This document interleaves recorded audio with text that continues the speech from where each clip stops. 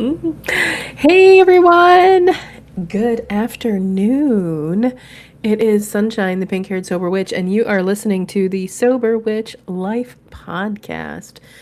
That's right. I was hoping I was going to have a guest on today. We were all set up. They confirmed yesterday, and now I'm not going to lie, I'm a little bit nervous because I haven't heard from them. I've emailed them, I've texted them. Let's just, we'll say a prayer right now that they are a-okay and that life is not dragging them across the coals right now. But I was sitting there, I was getting ready to shut everything down, and I said, you know what? Screw this. We're gonna talk, and I realized there's a couple of things that I just, I want to share. Kind of like, I guess you consider them maybe updates around some of the work in the Sober Witch Life movement.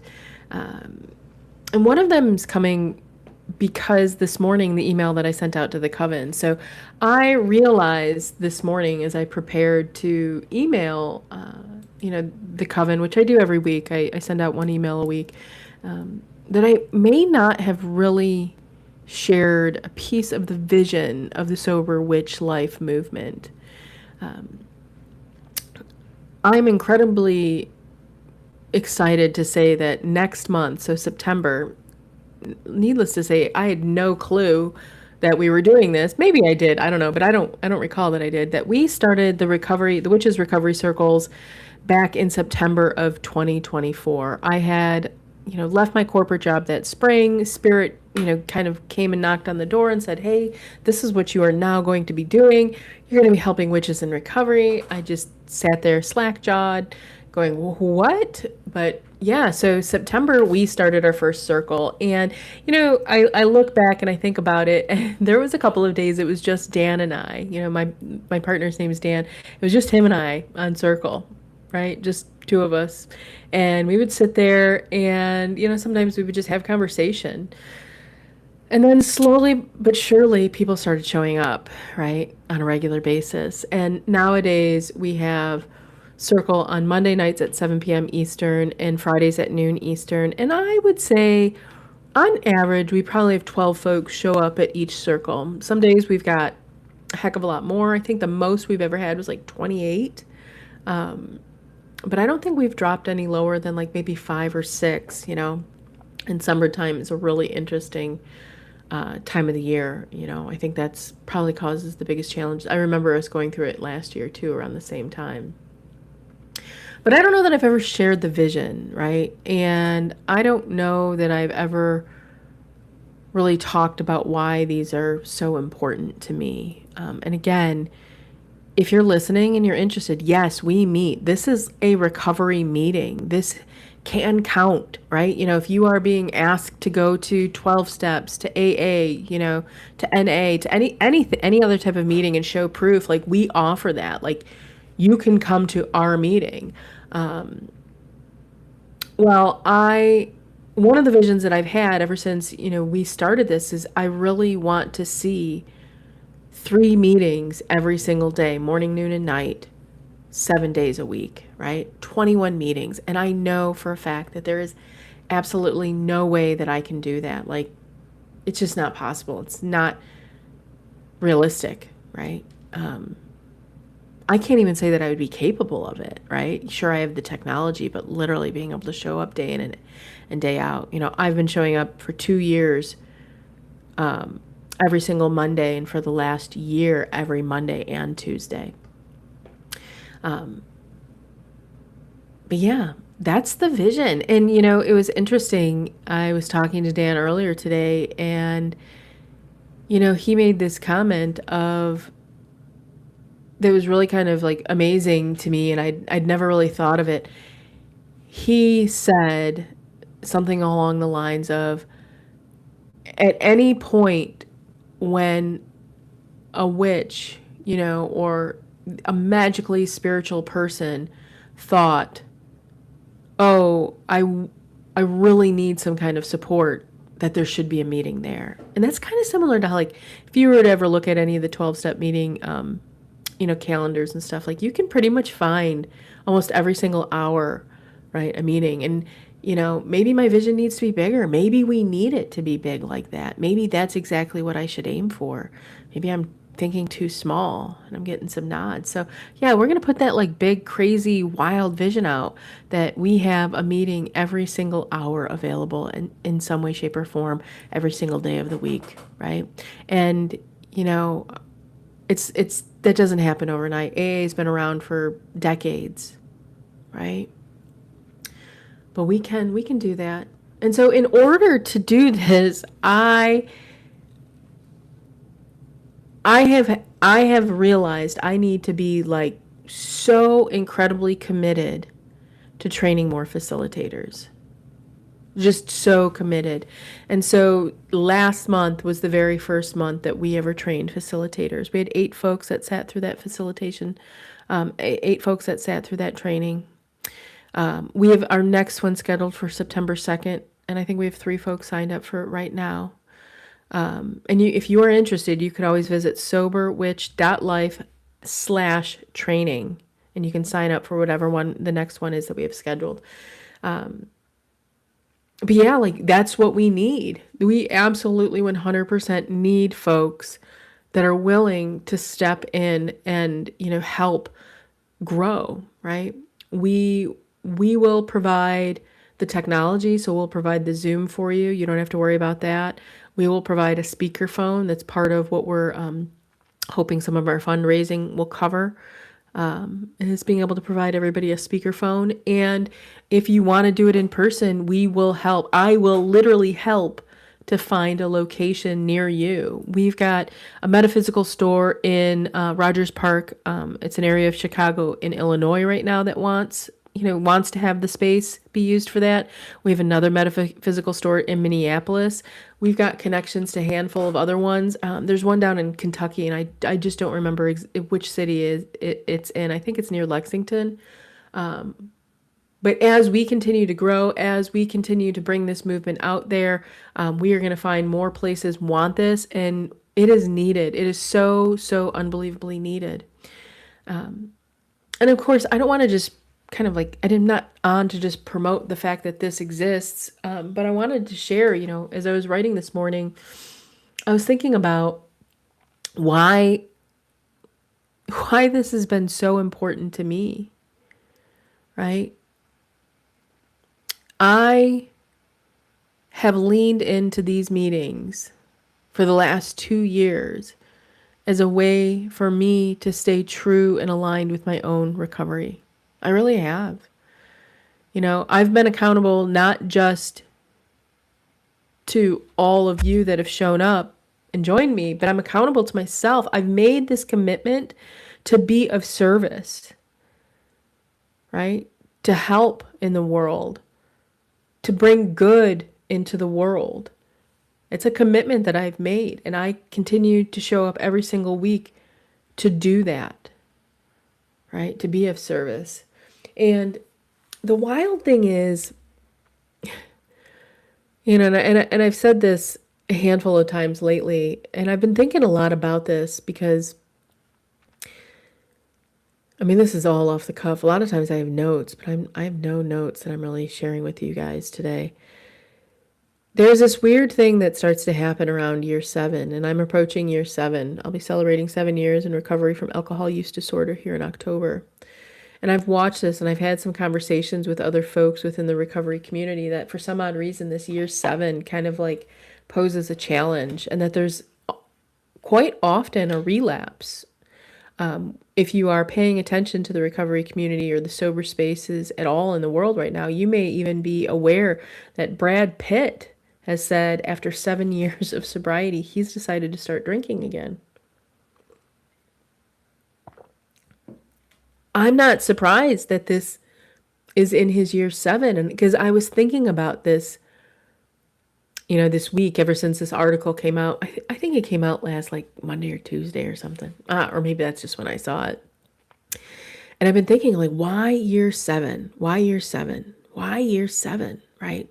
And there is this thought, right, that comes to mind when I think of that, if you've ever heard of it, that our entire cellular kind of system regenerates itself every 7 years, right? Even your hair texture can change. Like if you go back and you look at maybe any of the times that your hair texture has changed, you'll often find that it's around like 7 years old, 14 years old, 21, 28, so on and so forth, around these 7 years. And I thought to myself this week, I was like, what if this is the way of like that kind of like epigenetic, that like DNA leveled drinking or drugging or addiction being in? And it's like now there's this emptiness of like, but that's not what I know, right? What I know is the version of me that was always drinking. And so maybe like there is this kind of etheric, spiritual kind of energy that exists, that's finally like released and detached from you after that 7 years. And it's trying to clamor its way back in, right? If we thought about it from a spiritual perspective. And then I was thinking about how 7 years, I'm actually going to look up the numerology of 7 while I'm doing this too. The seeker, the thinker, and the mystic. Interesting. Right. The energy 7 dives into analysis and inner reflection. And I was thinking about how if we've not truly done a lot of the work, and it's interesting that it said that, if we haven't done the deep shadow work, if we haven't like really explored all of our shadows, and again, I'm getting ready to write this second book, so wow, spirit, oh, you're blowing my mind here. If we haven't done that deeper look and reflection, then the shadows that we've just kind of been avoiding have the ability to really sink into us. And that shadow may exist and sit somewhere within a story within the ego. Like, I've gotten enough time. I mean, God, I've made it 7 years. I mean, if I've made it 7 years, then my golly, like I can, literally like, Brad Pitt, I'm able to like moderate it. I'll have like 1 or 2 drinks, and then I tried. I drank more than that. I read the article and I was like, whoa, that's too much. And so now I just realized I can have a glass or 2 of wine. But the reality is, those of us that have moderated, we fucking know.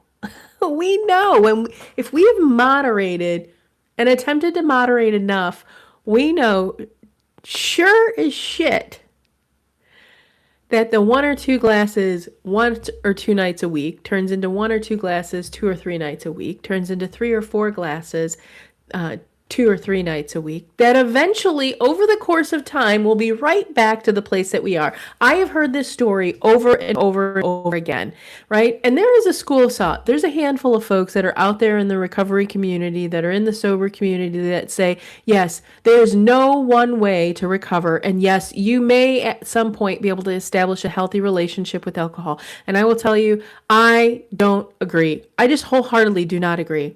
I know for a fact that if I were to go ahead, and I've told people this even around cigarettes, love the way they smell, smoke them all around, smoke them around me, let me smell them. I really do.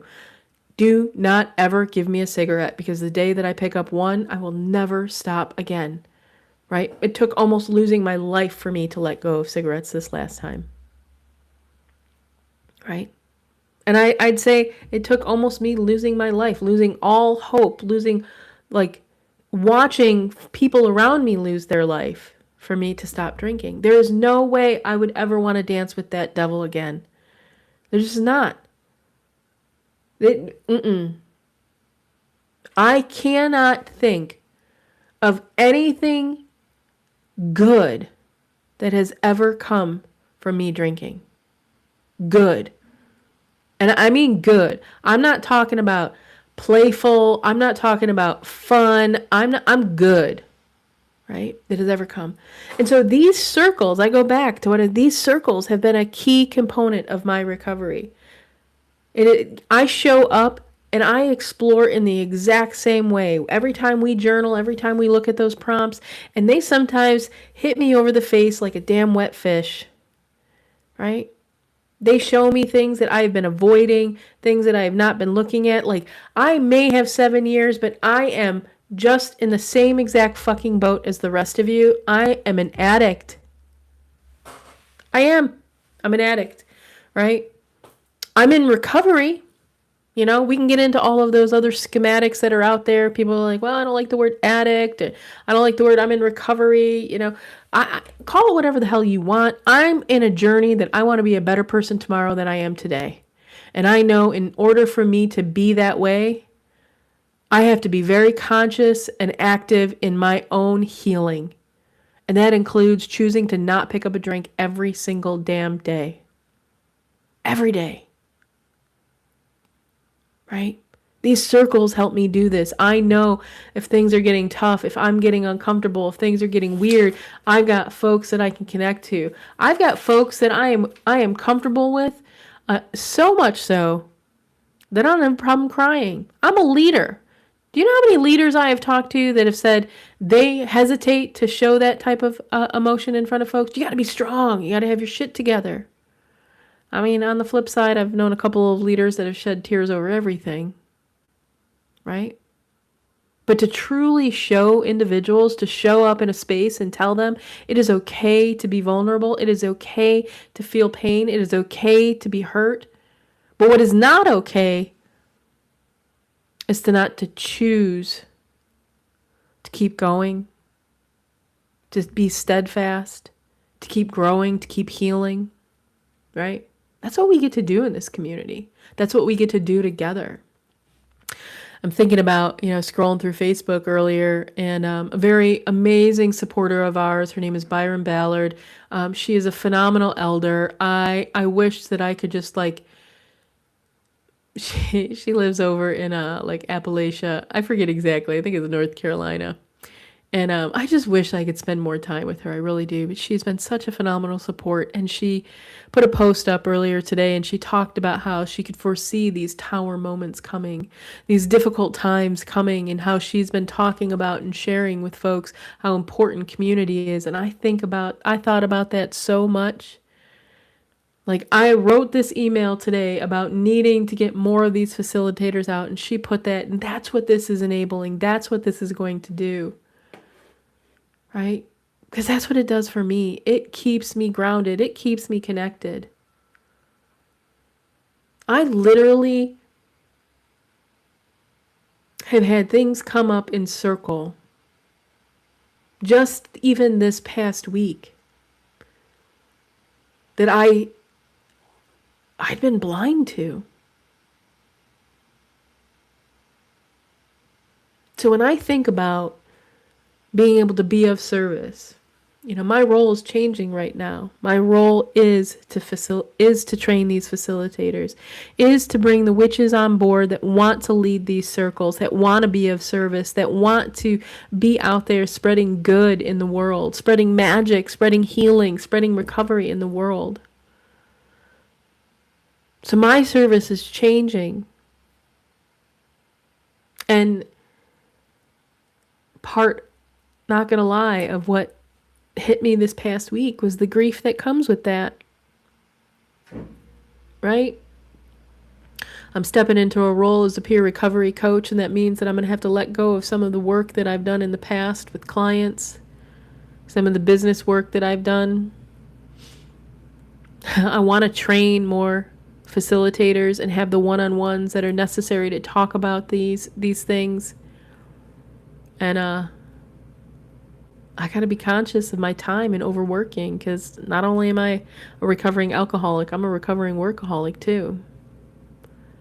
These meetings have meant so unbelievably much, so much so that Spirit has made it very clear that this second year of the nonprofit, this second year's focus, cannot be distracted. That I may actually be called to cancel things. Yeah. I'm not making that call right now or that decision, but I will by the end of October, I'll tell you that.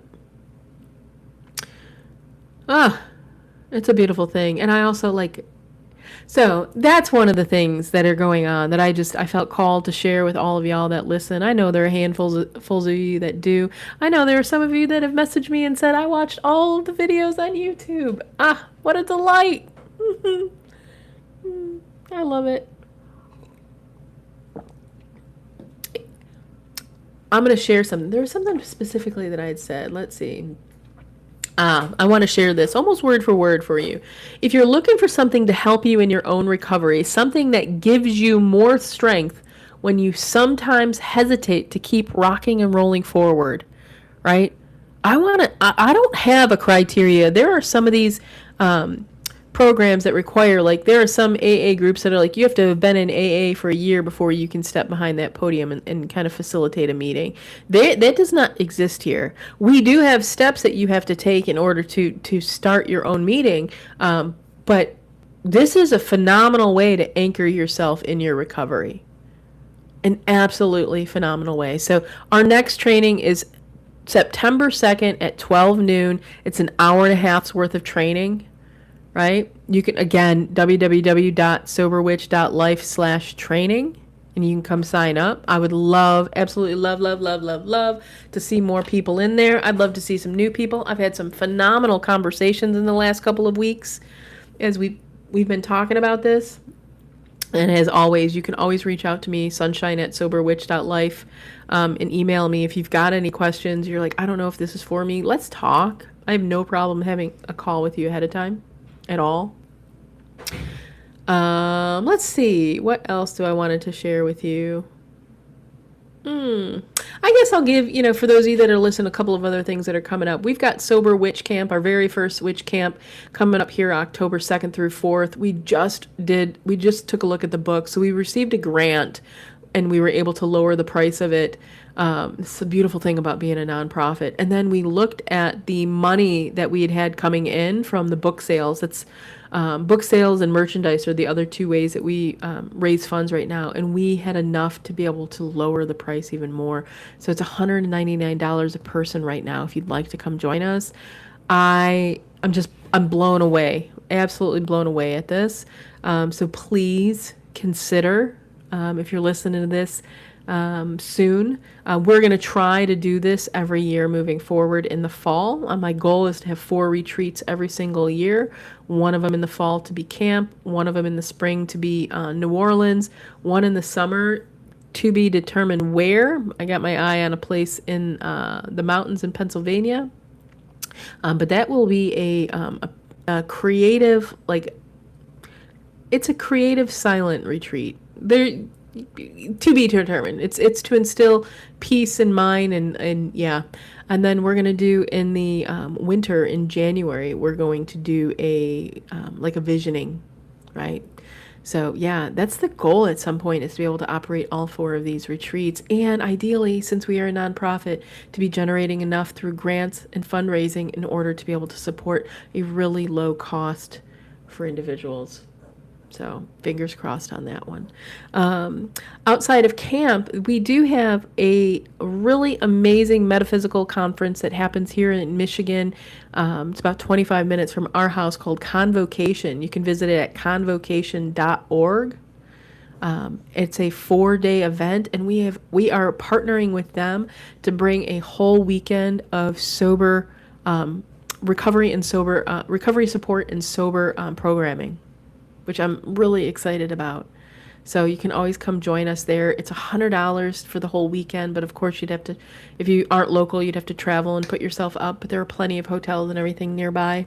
And the amount, they bring speakers in from across the world. I just check it out because it is freaking incredible. I love it so much. And then, yeah, we got the NOLA retreat set up, and I think that's about it.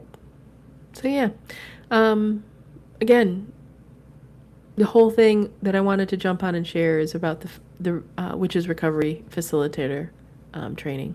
If you are interested, please, again, don't hesitate to reach out. Sign up, www.soberwitch.life/training.